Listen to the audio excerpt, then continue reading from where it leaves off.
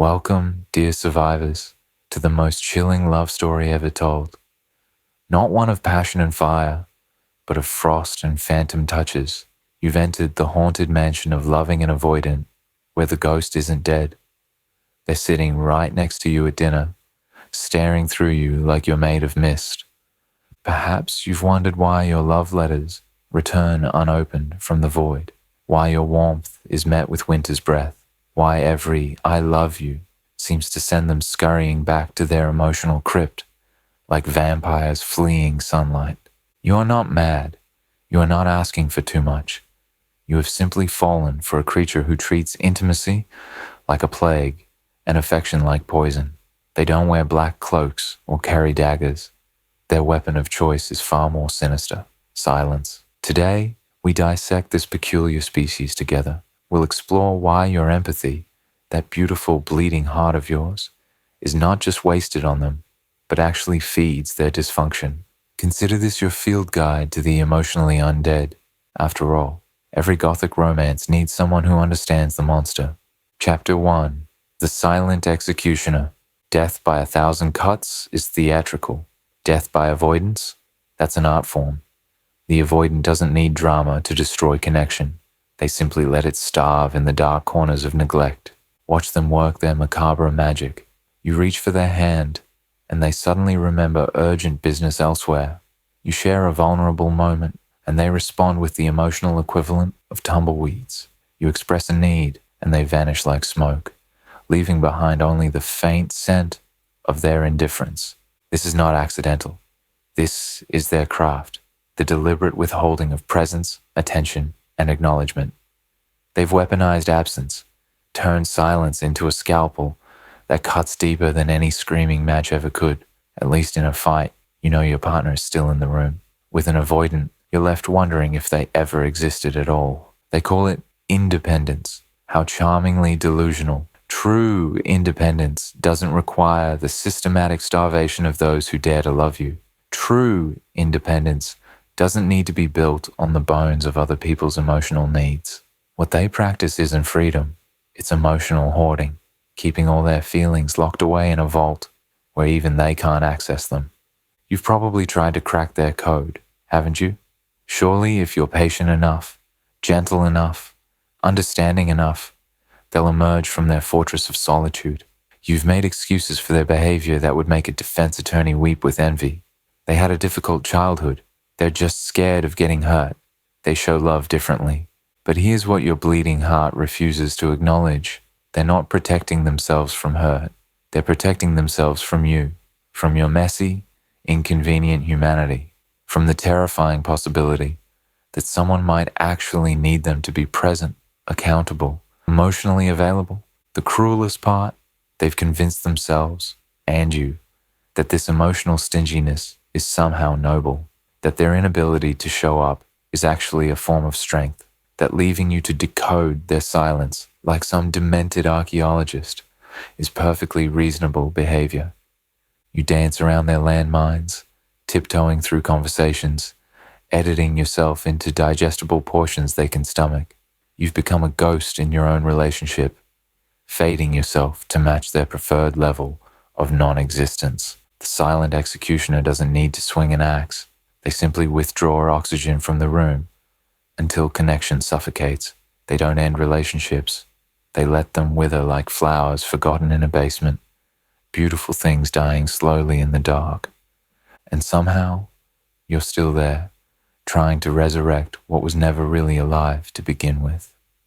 Chapter 2. The Mirage of Intimacy. They are masters of the emotional striptease, showing you just enough skin to keep you hungry, then disappearing behind curtains of detachment before you can touch what you've glimpsed. Picture this, a perfect evening where they actually look into your eyes, share a childhood memory, laugh at your jokes like you're the only person in the world. Your heart swells with dangerous hope. Finally, you think. Finally, they're letting me in. You go to bed that night planning your emotional future together, mapping out the beautiful territory of deeper connection. Then, dawn breaks, and they've transformed back into a stranger. Cold coffee and colder shoulders, The person who whispered secrets to you 12 hours ago now can't be bothered to ask how you slept.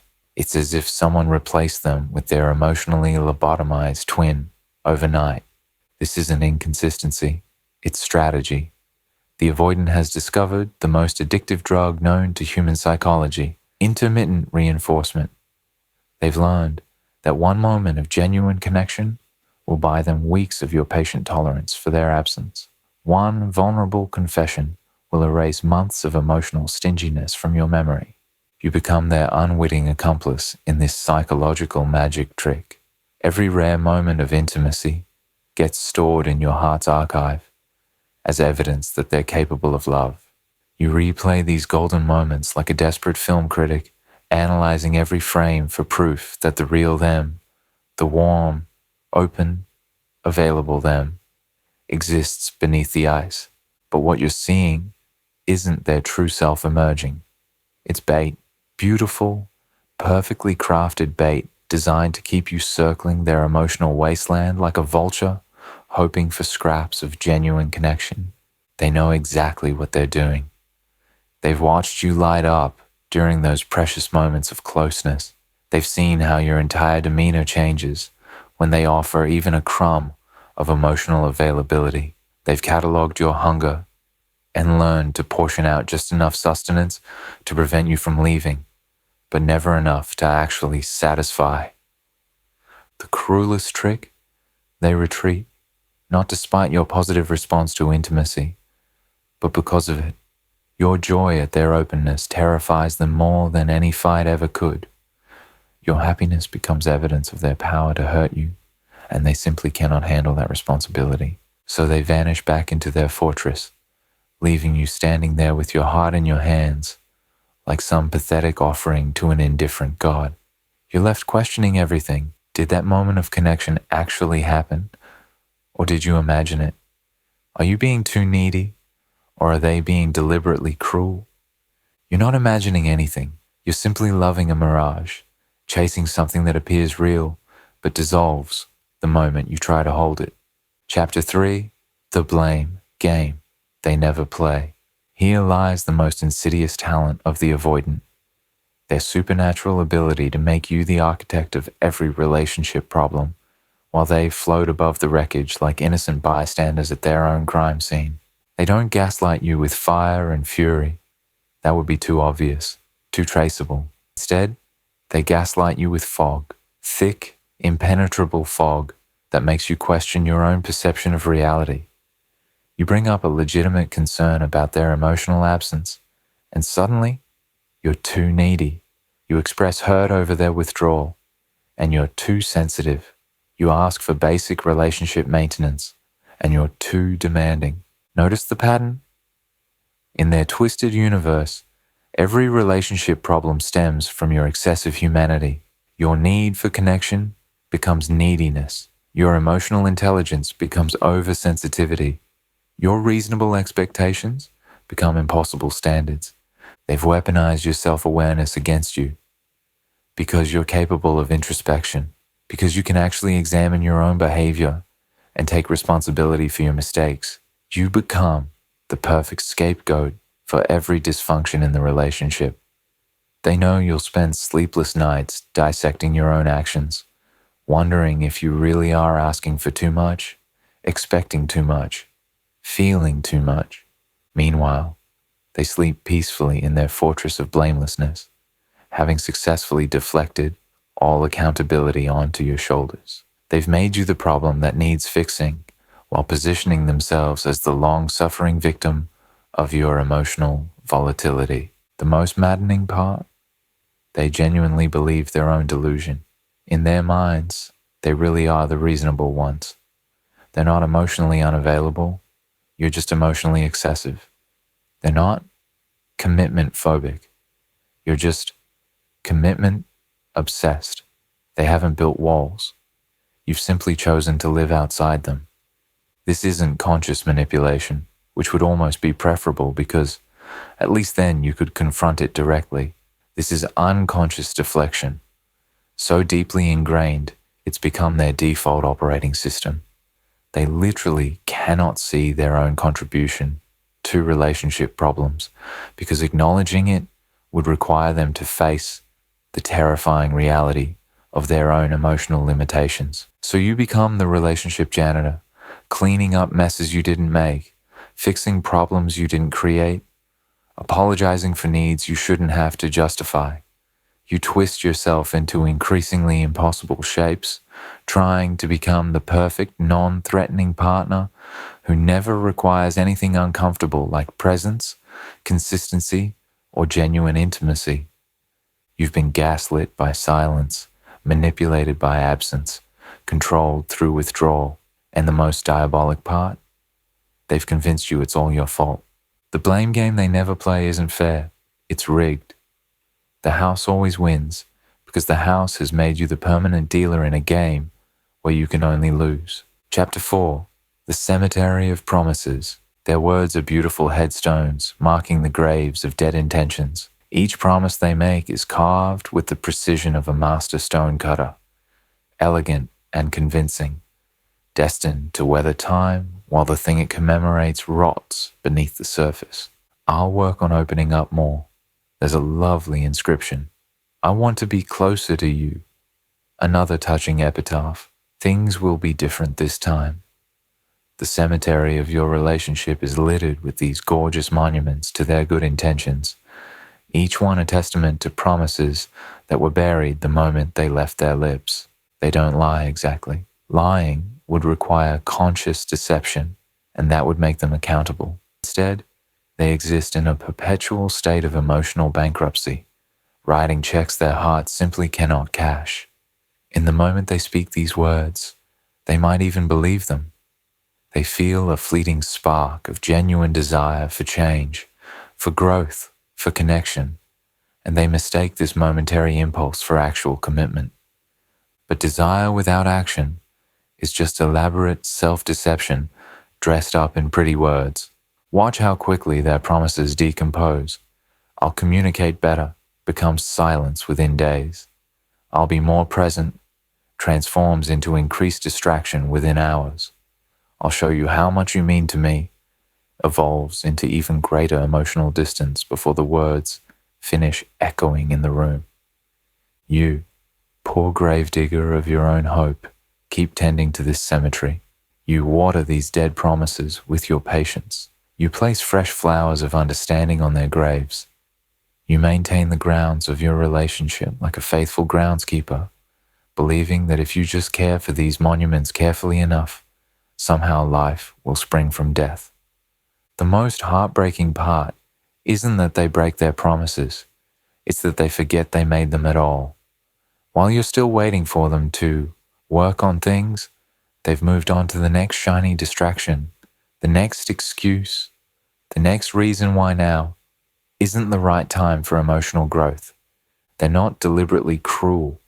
They're simply constitutionally incapable of following through on emotional commitments, because following through would require them to face their own discomfort, their own fear, their own deeply buried terror of genuine intimacy.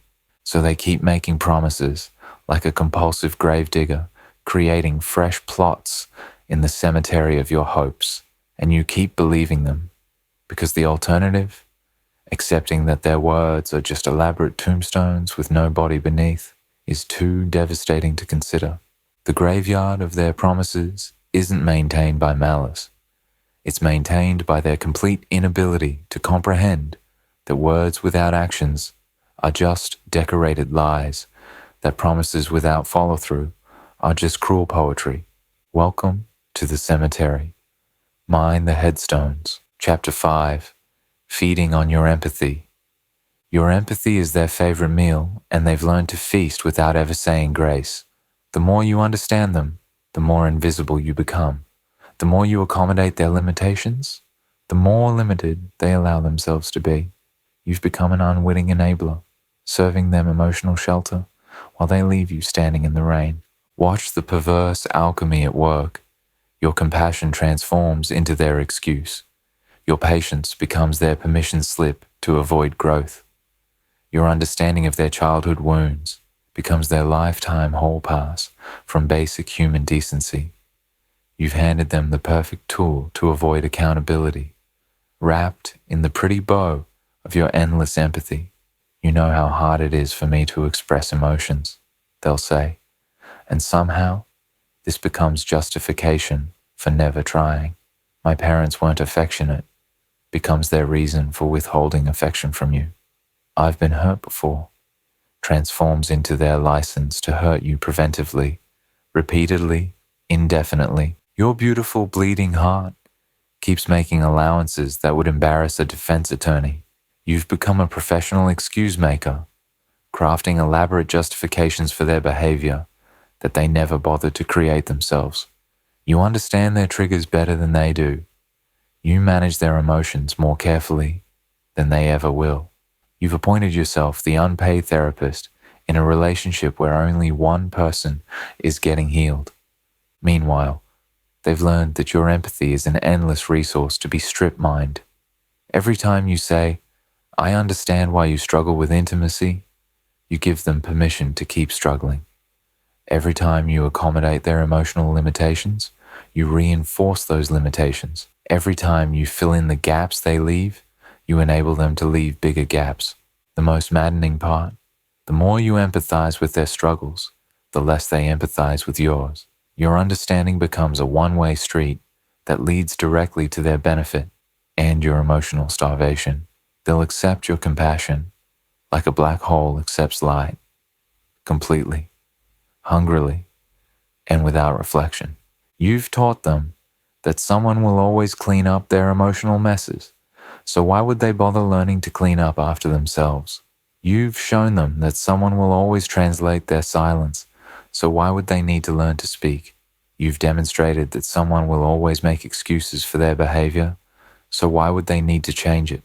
Your empathy was supposed to be medicine, but you've accidentally created addiction. They're hooked on your understanding, dependent on your accommodation, addicted to your endless capacity to absorb their dysfunction without demanding reciprocity. You're not helping them heal. You're helping them stay broken. And the cruelest irony, the more broken they remain, the more your empathetic heart bleeds for them, creating an endless cycle of codependent dysfunction. Stop feeding the monster with your kindness. Chapter 6. The mask of normalcy. To the outside world, they are the picture of charm incarnate. Watch them work their magic at dinner parties, their smile perfectly calibrated, their conversations sparkling like champagne. They remember birthdays, tell engaging stories, ask thoughtful questions about other people's lives. Observers see a delightful partner, perhaps even an enviable catch. If only they knew they were applauding a performance worthy of Broadway. You sit beside this charming stranger, watching them effortlessly connect with everyone except you, and wonder if you're losing your mind. The person who can't manage a 5-minute emotional conversation with you just spent an hour deeply engaged with your friend about their career struggles. The same person who treats your feelings like toxic waste somehow found infinite patience for the waiter's mistake. This isn't multiple personality disorder. It's strategic, emotional rationing. They have a finite supply of connection, and they've decided you don't deserve the premium package. You get the discount version, the leftover scraps of attention, after they've charmed everyone else in the room. Behind closed doors, when the audience disappears and the curtain falls, you witness the void. No more sparkling conversation, no more interested questions, no more warm engagement, just the hollow echo of their public persona crashing into the stark reality of their private emotional bankruptcy. They've used up their daily allowance of human connection on strangers and acquaintances, leaving nothing for the person who shares their bed. The most twisted part? Your friends think you're ungrateful.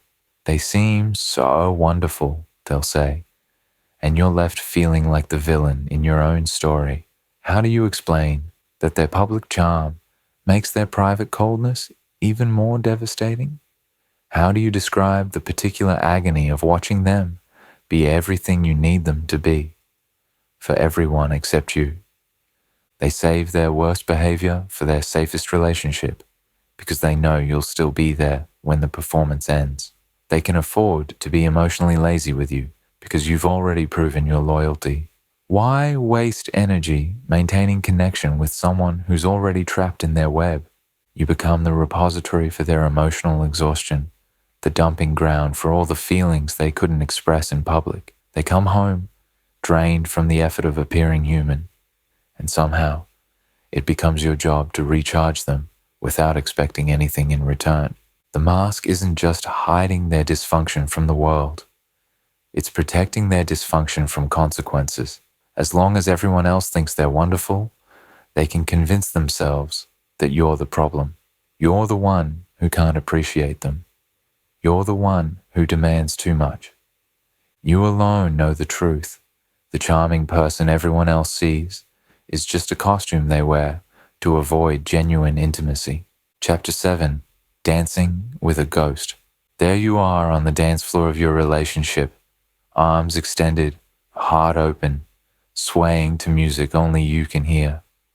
Your partner stands before you, solid in appearance but weightless in substance, and every time you reach for them, your hands close around empty air. You're waltzing with vapor, slow dancing with smoke, desperately trying to hold what was never really there. They're present in body, but absent in spirit, like a beautiful hologram projected into your life. You can see them, hear them, watch them move through the motions of partnership. But when you try to touch their soul, you discover there's nothing substantial beneath the surface. You're dancing alone while they observe from some unreachable dimension. Every conversation feels like speaking into a well, your words echoing back distorted and hollow.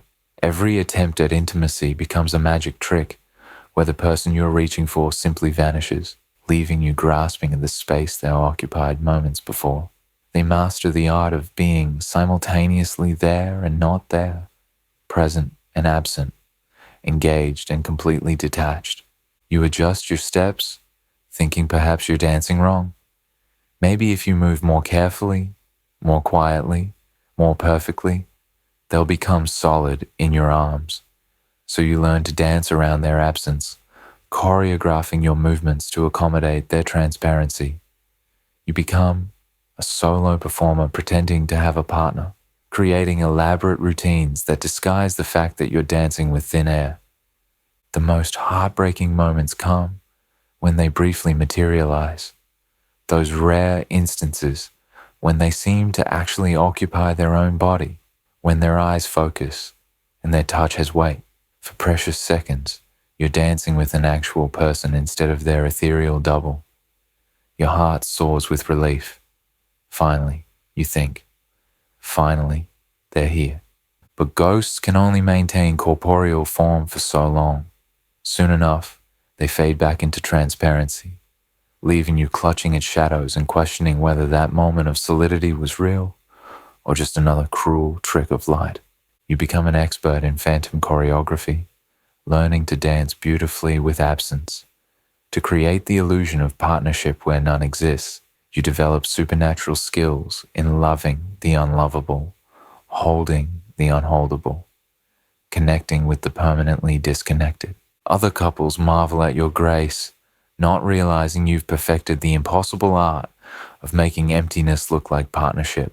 They don't see that you're dancing with a ghost who occasionally borrows human form just long enough to remind you what you're missing. You're not a dancer.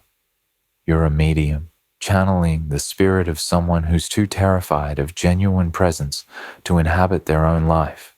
And still, you keep dancing, hoping that one day they'll finally decide to join you in the land of the living. Chapter 8. Becoming the mystery they cannot solve. Here's the delicious irony that will save your sanity. The only way to capture a ghost is to become more ethereal than they are. The only way to intrigue someone who runs from intimacy is to stop chasing them through their emotional wasteland. You must transform from the desperate archaeologist of their feelings into an enigma they cannot decode. Stop being available for their convenience. Stop answering their calls on the first ring. Stop dropping everything when they finally decide to grace you with their attention. Stop being the reliable constant in their universe of emotional chaos. Become unpredictable, unreachable, tantalizingly unavailable. Watch what happens when you stop performing the exhausting dance of pursuit. When you stop trying to crack their code, stop making excuses for their behavior. Stop being the relationship janitor, cleaning up their emotional messes. When you become as mysteriously absent as they've always been, something shifts in the cosmic balance of power. Suddenly, they notice. The person who couldn't be bothered to respond to your emotional needs becomes fascinated by your newfound independence. The same person who treated your presence like background noise starts paying attention when you're no longer there to provide it. They begin experiencing the peculiar discomfort of being the one who cares more, wants more, reaches more. This isn't manipulation. It's mathematics. You're simply balancing the equation that they've kept lopsided for far too long. You're withdrawing the constant supply of attention and accommodation that allowed them to remain emotionally lazy. You're forcing them to either step up or step out. But here's the crucial part. You must genuinely detach, not just perform detachment. This cannot be a strategy to win them back. It must be a genuine reclamation of your own life. You must actually become interested in other things, other people, other possibilities. You must authentically stop caring whether they choose to join you in the land of the emotionally living.